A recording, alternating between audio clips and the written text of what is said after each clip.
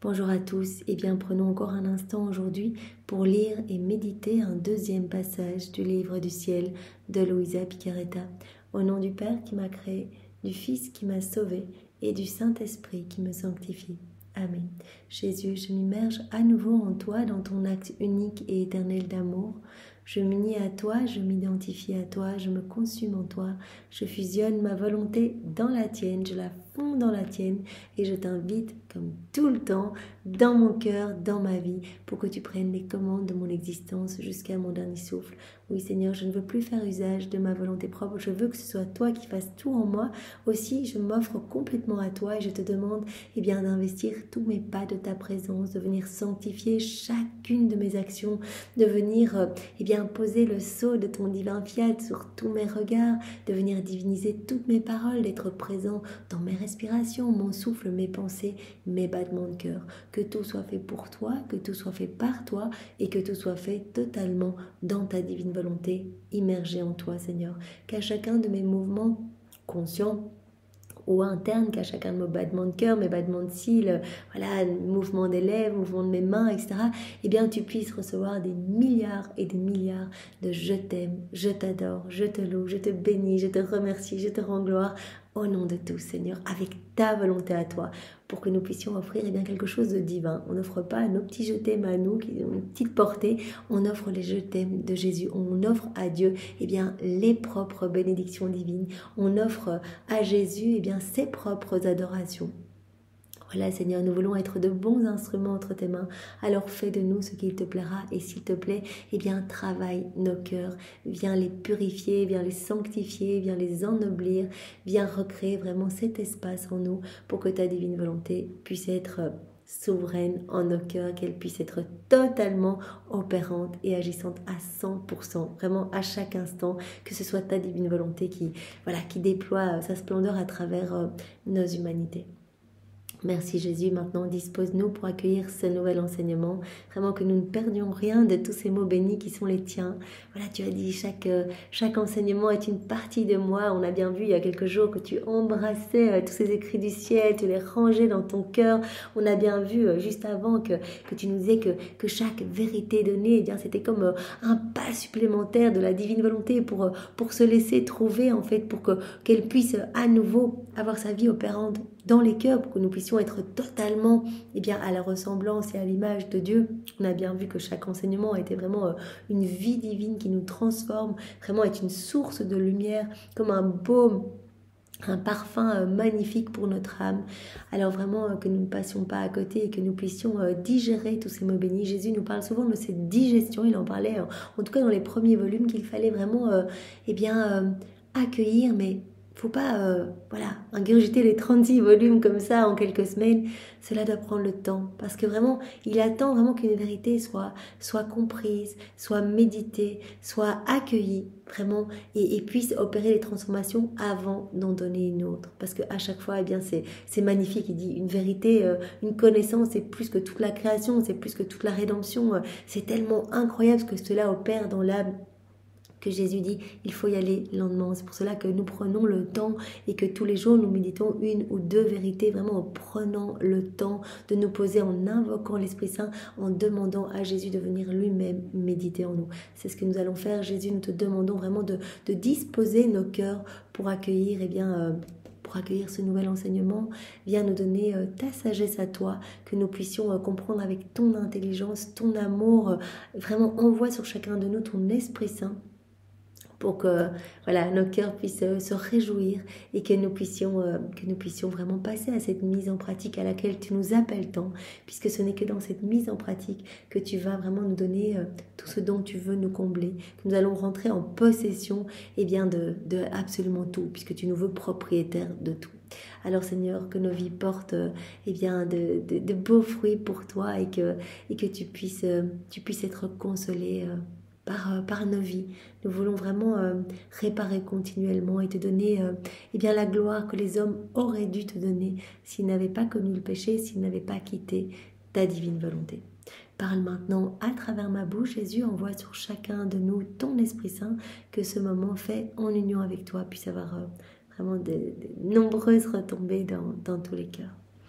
Alors le passage que nous allons méditer est celui du 1er avril 1928. Nous sommes donc dans le volume 24 et c'est Louisa qui parle. Mon abandon à la divine volonté est continuel. Mais alors que j'y étais tout entière abandonnée, je pensais en moi-même, quelle sera la preuve que demandera Jésus de ceux qui vivront dans le royaume de la divine volonté? Voilà, Louisa, tout comme nous, on a pu observer dans les Écritures, eh bien que ce soit les prophètes, etc., Abraham, ils ont eu une mise à l'épreuve. Ils ont eu une mise à l'épreuve. Et donc, Louisa, elle se dit, mais quelle va être cette mise à l'épreuve pour les enfants du royaume de la divine volonté? Puisque vraiment, c'est ce qu'il y a de plus beau. Jésus dit, la vie dans la divine volonté, c'est vraiment le prodige des prodiges, le miracle des miracles. Et c'est l'aboutissement de tout. C'est le plan de Dieu, mais de toute éternité. Si Jésus veut de tous une preuve de loyauté pour confirmer l'état auquel il les appelle et pour être certain de pouvoir confier à la créature les biens qu'il veut lui donner, il exigera bien plus encore cette preuve des enfants de son royaume, qui sera l'état le plus sublime qui puisse exister. Quelle sera cette preuve, en fait, cette mise à l'épreuve pour les enfants de la divine volonté? Je pensais à cela lorsque mon toujours aimable Jésus se manifesta en moi et me dit « Ma fille, il ne peut en effet y avoir de certitude sans mise à l'épreuve. » Voilà, de tout temps, il y a cette mise à l'épreuve où Jésus vient tester un petit peu la loyauté de ses enfants pour pouvoir confirmer l'état auquel il les appelle et pour être certain de pouvoir confier à l'homme, à la créature, tous les biens dont il veut le combler. Ma fille, ne peut en effet y avoir de certitude sans mise à l'épreuve. Et lorsque l'âme réussit cette épreuve, elle reçoit la confirmation de mes desseins avec tout ce qui lui est nécessaire et qui lui convient pour vivre dans l'état où je l'ai appelé. Voilà. Dès que la mise à l'épreuve est réussie, on passe cette épreuve, eh bien Jésus confirme tout le bien qu'il veut donner. C'est pourquoi j'ai voulu mettre Adam à l'épreuve. Rappelons-nous, Adam, il a été mis à l'épreuve, il pouvait manger de tous les fruits, excepté un fruit, le fruit de l'arbre de la connaissance. Donc vraiment, il a voulu tester Adam pour pouvoir le confirmer ou non, dans cet état de chef-d'œuvre de la création, cet état vraiment de plénitude complète. C'est pourquoi j'ai voulu mettre Adam à l'épreuve afin de confirmer son heureux état et son droit de domination sur toute la création. Et comme il n'a pas été fidèle dans l'épreuve, il est juste qu'il n'ait pas pu recevoir la confirmation des biens que le Créateur voulait lui donner. De fait, c'est par l'épreuve que l'homme acquiert le sceau de fidélité qui lui donne le droit de recevoir les biens que Dieu a établi de lui donner dans l'état auquel l'âme a été appelée par lui. Voilà. Quand il y a cette mise à l'épreuve et que l'homme réussit cette épreuve, il va recevoir, il y aura comme cette confirmation de tous les biens que Dieu veut lui donner.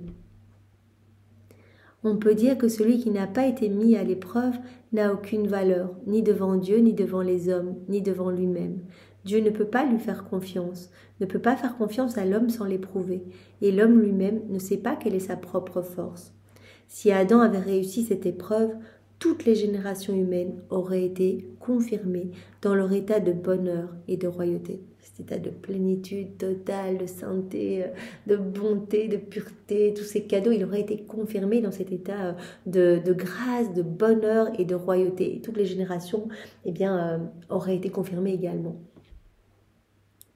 Moi-même, de la même manière, aimant ces enfants de ma divine volonté d'un amour tout spécial, j'ai voulu passer cette épreuve pour tous dans mon humanité. Donc Jésus dit, en fait, pour les enfants de la divine volonté, je les aime tellement, en fait, c'est tellement notre plan, que l'homme revienne à cette place royale, que j'ai passé toutes les épreuves, en fait, à leur place. J'ai refait toute leur vie et c'est mon humanité qui a passé ces épreuves, en leur réservant comme seule épreuve de ne jamais leur permettre de faire leur volonté, mais uniquement et toujours ma volonté. Donc la seule épreuve que l'on a quotidiennement, c'est ce martyre de l'attention, c'est de rester focus sur Jésus, nos yeux fixés sur Jésus, et de vraiment, de tous les matins, réoffrir notre prière préalable, notre acte préalable, en disant je t'offre ma journée, ma vie, viens vivre en moi, que ta divine volonté soit souveraine en moi, et puis pendant la journée, eh bien d'appeler Jésus dans nos actions, de faire nos actions dans la divine volonté. Jésus dit, voilà, ce sera le seul test, ce sera la constance, la persévérance. Voilà, moi j'ai déjà refait toute leur vie et c'est comme si moi j'avais passé l'épreuve à leur place, que mon humanité avait déjà passé l'épreuve à leur place. Donc c'est assez facile, il suffit vraiment de le vouloir et comme le dit Jésus, le tour est joué. Il n'y aura pas de choses qu'on ne pourra pas porter, des obstacles difficiles. Non, il suffit de le vouloir et le Seigneur nous donnera toutes les grâces, il nous confirmera vraiment tous les biens qu'il veut nous donner, vraiment tous les cadeaux pour qu'on puisse vraiment rester unis à lui dans sa divine volonté. Voilà. J'ai voulu passer cette épreuve pour tous dans mon humanité en leur réservant comme seule épreuve de ne jamais leur permettre de faire leur volonté, mais uniquement et toujours ma volonté, afin de reconfirmer pour eux tous les biens nécessaires pour vivre dans le royaume de mon divin fiat. Donc, voilà, si on manifeste notre intention de vivre dans la divine volonté, voilà, en étant persévérant dans la lecture des écrits du ciel, en faisant nos petits actes, comme on peut, vraiment comme on peut. Jésus le dit, de toute façon, je viens pallier, je sais très bien que vous êtes faibles, donc voilà, si vous oubliez pendant 1 heure ou 2 de m'appeler, eh bien, je fais comme si, en fait, je viens vraiment pallier et je viens, transformer votre vie petit à petit en lumière, en fait. Je viens tout faciliter en vous. Et je vais vous donner tous les biens nécessaires pour vivre dans le royaume de la divine volonté, de mon divin fiat.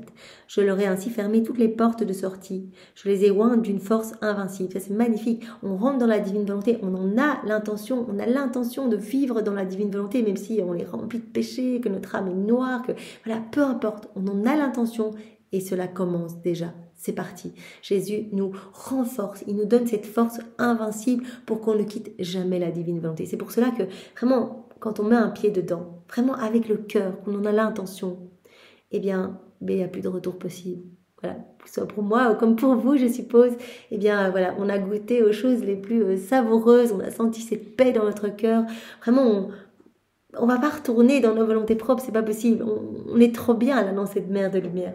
Et donc, Jésus le dit, j'entoure l'âme qui veut vivre dans ma divine volonté, je la recouvre de tous les biens nécessaires pour qu'elle puisse vraiment faire ses actes en union avec moi, etc. Tous les biens nécessaires pour vivre dans le royaume de mon divin fiat. Et je la dote de cette force invincible, de sorte que rien d'autre ne pourra franchir les très hautes barrières de mon royaume. Voilà, c'est comme si on en avait l'intention, eh bien Jésus nous enferme directement dans son royaume, et il en avait déjà parlé tellement de fois dans les écrits du ciel. Voilà, c'est comme si nous étions dans cette mer de lumière, dans les bras de Jésus, et qu'autour il y avait des palissades tellement hautes, bien que les démons ne peuvent pas rentrer en fait. Ne peuvent pas rentrer, ne peuvent pas nous attaquer. Tant qu'on est dans cette lumière, tant qu'on est unis à Jésus, eh bien, on n'en sort plus, quoi. Vraiment, il élève les murailles tellement haut que vraiment, il y a plus de retour possible dans nos volontés propres. Alors, bien sûr, il va y avoir des petites escapades, tant que vraiment on va pas être bien fixe en Jésus. Mais donc, voilà. Jésus pallie à chaque fois. On revient, pardon Jésus, là je t'ai un petit peu oublié toute la matinée, je refais ma matinée dans ta divine volonté, je veux que tout soit pour ta gloire, etc. Et il va dilater notre cœur progressivement. C'est ça en fait, nous donner cette force invincible. Il va nous donner de plus en plus de son amour pour que nous puissions l'aimer avec son amour à lui. Vraiment, il vient nous donner de plus en plus. À chaque fois qu'on reçoit une connaissance, voilà, plus de lumière. À chaque fois qu'on fait un acte, notre âme se dilate. Son royaume, s'étend dans notre cœur et dans tous les cœurs. Son royaume descend un peu plus rapidement sur la terre, etc. Donc c'est vraiment magnifique. Voilà. Je les ai ointes d'une force invincible, de sorte que rien d'autre ne pourra franchir les très hautes barrières de mon royaume. En fait, lorsque je commande que quelque chose ne devrait pas être fait, c'est une porte que je laisse, par laquelle la volonté humaine peut trouver une sortie. Quand Jésus dit « ne faites pas ça », comme dans les commandements, ou « faites ça, aimez-vous », etc., il laisse toujours une porte de sortie. On peut le faire ou on peut ne pas le faire. On a notre liberté de le faire ou de ne pas le faire. C'est une occasion qui reste toujours à la créature et qui lui permet de sortir de ma volonté. Mais lorsque je dis « hors d'ici », il n'y a pas de sortie. Voilà, Jésus dit « quand une âme a vraiment cette envie de vivre en union avec moi, en fait, je ne laisse même pas de porte de sortie. Vraiment, je ne la laisse même pas quitter, en fait, ma divine volonté. C'est comme s'il n'y avait pas de porte du tout. C'est comme s'il disait « hors d'ici, il n'y a pas de sortie ». Toutes les portes restent fermées. Sa faiblesse est réconfortée. Et la seule chose qui reste à la créature, c'est la décision d'entrer pour ne jamais en sortir ou ne pas entrer du tout. Voilà, on a le choix, on peut rentrer vraiment dans ce grand bain de lumière, mais on sait que quand on va y rentrer, le Seigneur va tellement séduire notre âme qu'il n'y aura plus de porte de sortie, il le dit, il va nous doter de tout pour qu'on n'en sorte jamais. Ou alors, voilà, on regarde ça extérieurement, on nous en parle, on dit non, non, non, non, ça, je ne mets pas un pied là-dedans, je continue dans ma petite vie, dans ma petite volonté.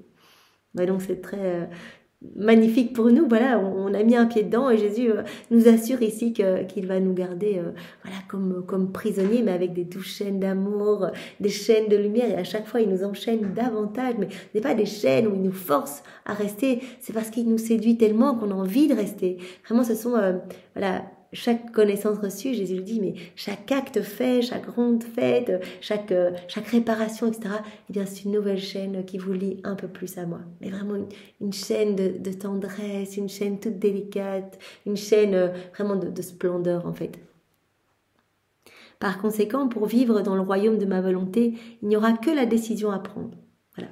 On prend cette décision, si ce n'est pas encore fait pour vous, eh bien donnez votre oui aujourd'hui, mais vraiment une décision ferme et voilà, engagez-vous à lire par exemple une demi-heure par jour, si on sait que c'est tellement magnifique et que chaque vérité vient vraiment nous travailler, nous transformer, engagez-vous à lire une demi-heure par jour et peut-être à faire un chapelet que vous faites sous forme de ronde, où vous accompagnez Jésus, etc. Voilà, c'est pas grand-chose sur une journée, et à faire votre petite prière préalable, quelques minutes le matin, et à appeler Jésus voilà, pendant la journée. Voilà, il n'y a que la décision à prendre. Il n'y aura que la décision à prendre. C'est la décision qui produira l'acte accompli. N'est-ce pas ce que je fais avec toi?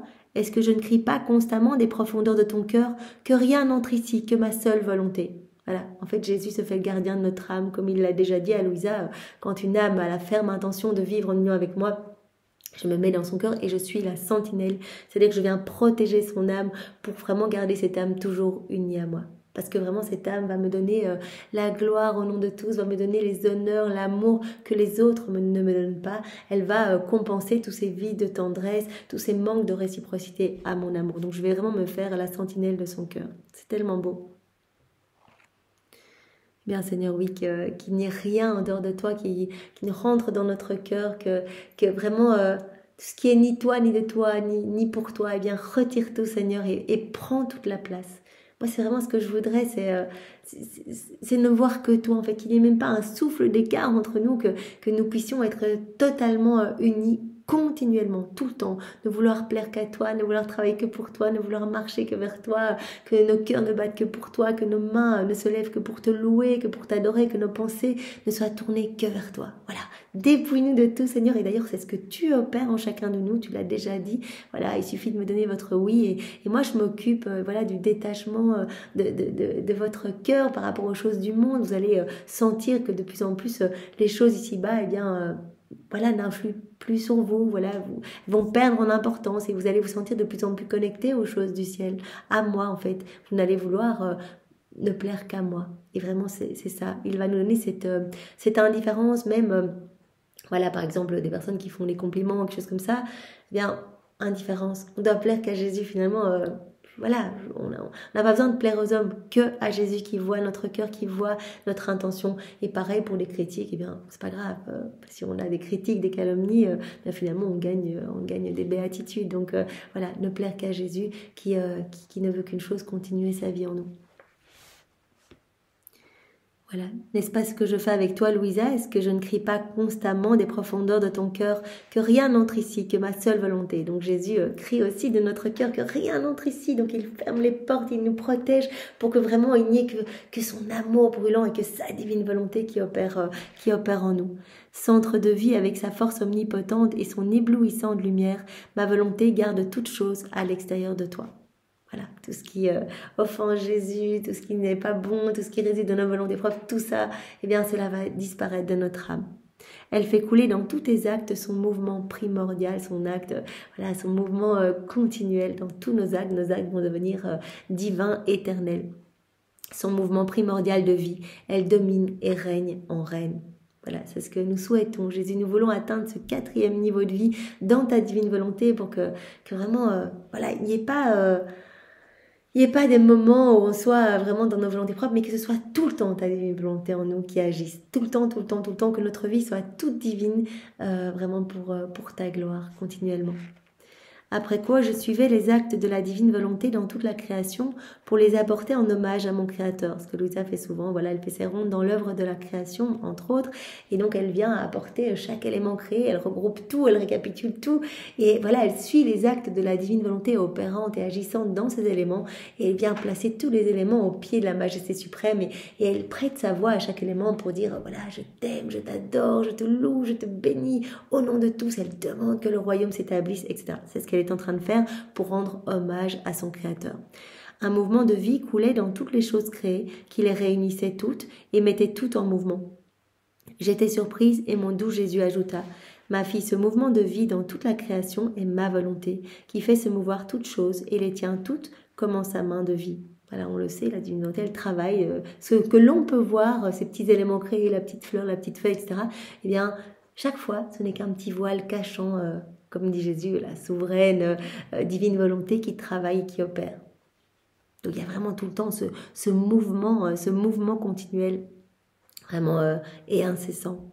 Combien ce mouvement est long et quoique multiple, il est un. On le sait, tout est repris dans l'acte, voilà, c'est l'acte unique et éternel. C'est pour cela que quand on vit dans la divine volonté, on va être connecté à tout dans cet acte unique. On va vraiment se sentir directement connecté à chaque élément créé. Voilà, tous les saints, les anges, les bienheureux vont venir dans nos actes. En fait, quand on va faire des actes en union avec Jésus, il y aura toute la création, il y aura absolument tout. Notre acte sera parfait, sera complet et pourra offrir vraiment la gloire la plus parfaite à la Trinité. Même si c'est un acte minuscule, comme voilà, je prends ce crayon dans ta divine volonté, où je me frotte les yeux, où je tousse. Voilà, Louisa, elle toussait dans la divine volonté. Ça, je l'ai lu il y a quelques jours, une quinte de tout, et à chaque tout, elle disait, voilà, je tousse avec ta volonté pour te glorifier. Et Jésus observait avec amour, et en fait, il disait, mais j'avais vu, en fait, j'ai autorisé cette quinte de tout, parce que j'ai vu en fait tous les bienfaits qui allaient ressortir de cette quinte de tout, voilà, toutes les âmes sauvées, vraiment ce rafraîchissement partout sur la terre et dans le ciel, les âmes du purgatoire, les saints, les bienheureux recevant eh bien une gloire accidentelle, etc. Donc c'est très très beau, même dans des actes tout petits, eh bien ces actes deviennent vraiment éternels, infinis et apportent eh bien quelque chose de parfait à la Trinité. Donc cet acte est un. Par conséquent, l'histoire de ma volonté est longue, et ton travail en composant son histoire devient extrêmement long. Et autant tu aimerais abréger ton discours, autant il t'est difficile de le faire, car son mouvement, qui fait se mouvoir continuellement toute chose, a tant à dire, sur tout ce qu'elle a fait durant sa très longue histoire, que malgré tout ce qu'elle a déjà dit, il semble que ce ne soit encore rien. Voilà, Jésus a toujours quelque chose à dire sur sa divine volonté qui est opérante partout, vraiment voilà, il y a toujours, c'est une source illimitée de tous les biens, de tous les bienfaits, donc il y aura toujours des choses à dire. Et comme tous les mouvements, toutes les vies et tous les domaines lui appartiennent, ma volonté a bien des façons de raconter sa longue histoire. Tu seras, Louisa, la narratrice et la porteuse de l'histoire d'une volonté éternelle, qui en te racontant son histoire te mêlera à elle pour te donner la vie de ses actes et te communiquer autant qu'il t'est possible son mouvement et les biens qu'elle contient. Voilà. Et Louisa est notre chef de file, donc voilà, Jésus nous dit également à nous que nous allons recevoir ces vérités du livre du ciel et qu'en mettant en pratique, en faisant des rondes comme Louisa, etc., eh bien nous allons rentrer nous aussi en possession de tous les biens contenus dans chaque élément créé, etc. Parce que Jésus nous dit, il y a des petits cadeaux cachés en fait dans toute la création, puisque ma divine volonté travaille et elle conserve nos qualités divines dans chaque petit élément de la création. Donc il suffit que vous vous unissiez, fassiez vos rondes et hop, vous allez recevoir. Donc on s'unit au soleil, Seigneur, voilà, je place mes je t'aime sur chaque rayon de soleil, etc. Et hop, on va recevoir sa lumière, sa chaleur, sa force, etc. Où je place mes actes d'adoration, de louange, de bénédiction dans les vagues de la mer, dans la brise du vent, etc. Et on va recevoir eh bien, la légèreté ou la puissance, la force, etc. Donc vraiment, on va recevoir tous les biens contenus vraiment dans chaque élément créé. Tu dois par conséquent savoir que celui qui vit dans ma volonté offre des actes royaux à l'éternelle majesté. Ça, on le sait, des actes éternels, parfaits, royaux, dignes de Dieu. En fait, on offre Dieu à Dieu. On n'offre plus des petites prières personnelles, humaines, qui n'ont qu'une toute petite portée, qui sont imparfaites en fait. On va offrir quelque chose de magnifique. On laisse la divine volonté prier en nous. On va offrir les adorations même de Jésus, etc. Donc ce sont des actes royaux. qu'on va offrir à l'éternelle majesté, des actes qui ne peuvent se trouver que dans le divin et royal palais de ma volonté. Lorsque la créature apparaît devant nous avec les actes royaux que notre volonté accomplit dans toute la création, c'est alors seulement que nous nous sentons honorés par elle. Ces actes sont divins, dignes de notre majesté. Voilà, et même quand on fait une ronde comme Louisa, elle vient avec tous les éléments créés, et bien voilà, on va offrir quelque chose de magnifique qui appartient à Dieu en fait. On vient offrir vraiment du divin. On offre les actes de la divine volonté opérante dans chaque élément créé, à Dieu.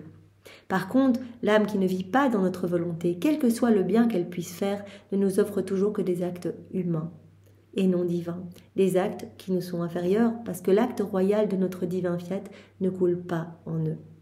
Il n'y a pas la vie divine, la divine volonté n'opère pas, il n'agit pas dans les actes purement humains faits dans nos volontés propres. Et donc on va offrir des petits actes vraiment tout petits, vraiment très très inférieurs bien sûr aux actes magnifiques, éternels, infinis, qui peuvent avoir vraiment une portée partout, qui vont toucher les âmes du passé, du futur, qui vont résonner, qui sont éternels, qui ne s'arrêtent pas. Donc on dit à Jésus, je t'aime avec ta volonté. Eh bien ce je t'aime, voilà, ne s'arrêtera jamais. Il va résonner partout sur la terre et dans le ciel, partout et éternellement. Et donc cela va compenser toutes les méchancetés, tous les blasphèmes, les sacrilèges. Cela va recouvrir la laideur du péché, etc.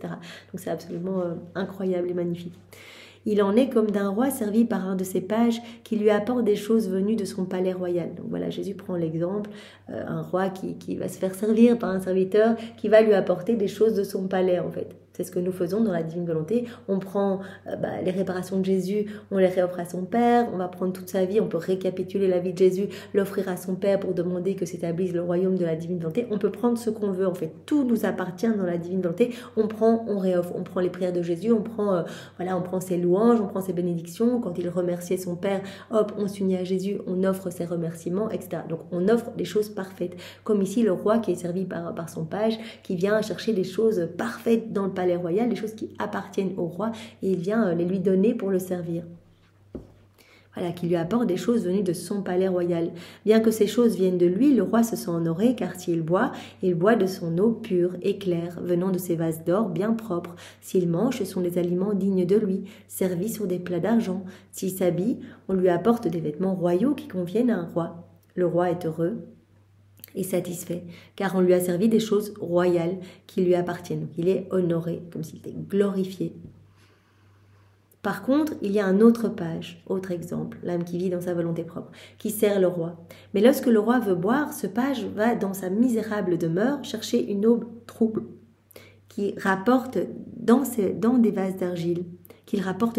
d'argile, pas très propre. Si le roi veut manger, il lui rapporte des aliments grossiers, dans des plats dégoûtants. Si le roi veut se vêtir, il lui présente des vêtements rudimentaires, indignes d'un roi. Le roi n'est ni heureux ni honoré d'être servi par ce page. Il ressent plutôt une douleur dans le cœur et dit « Comment cela se peut-il? J'ai mes propres biens royaux et celui-là ose me servir ces choses misérables de sa propre maison. » Voilà l'autre page qui va chercher chez lui une eau trouble, des vêtements, des petits haillons de chez lui, bien avec des vieux plats, etc.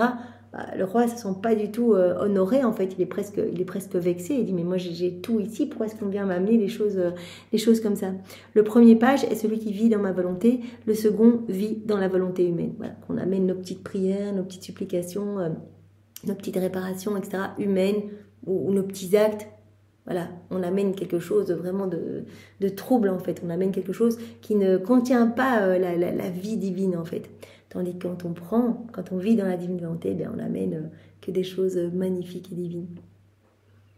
Quelle différence est grande entre les deux. Eh bien, Seigneur, vraiment, permets-nous de vivre toujours en union avec toi, unis à toi, identifiés à toi. Ne nous laisse pas nous séparer de toi.